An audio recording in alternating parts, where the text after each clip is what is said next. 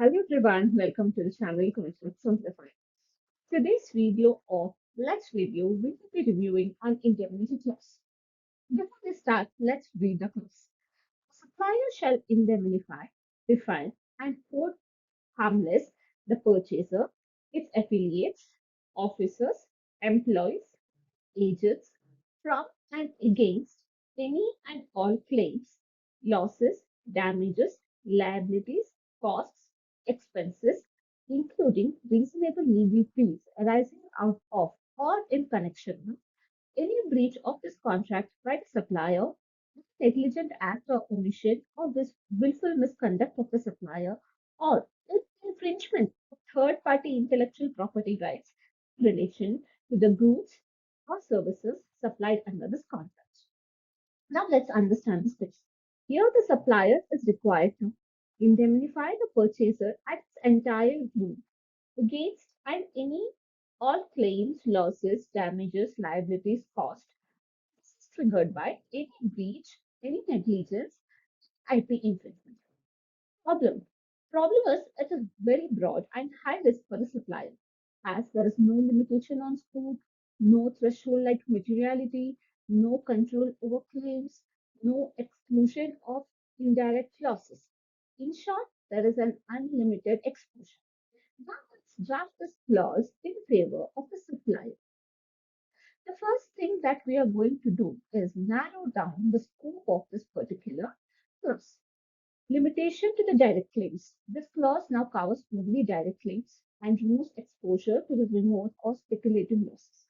Second is limiting to the court awarded liability. Claims must be finally awarded by a court of competent jurisdiction.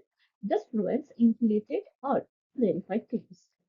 First para would read as the supplier shall indemnify the purchaser only from and against direct claims, losses, damages, fines awarded by a court of competent jurisdiction arising solely from. So this is how we are going to reframe the first part. The second part, we are going to strike down the entire three triggering events and we will write it as the first one would be the material breach of the contract by the supplier, gross negligence or willful misconduct of the supplier, or any proven infringement of third party intellectual property rights directly caused by supplier's delivery. Now, this is creating a material breach standard that is from any breach to material breach. This protects against minor or technical defects. Next, higher fault threshold from any negligence to gross negligence or willful misconduct. This raises the bar for liability. Next one is refined IP protection. Now it is limited to proven infringement directly caused by suppliers' deliverables.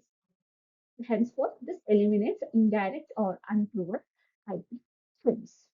So this is how we are going to reframe this template. Next, we are going to add another three paragraphs. Let me read it out for you. The supplier's indemnity obligations shall be subject to the purchaser. A. Promptly notifying the supplier of any claim. B.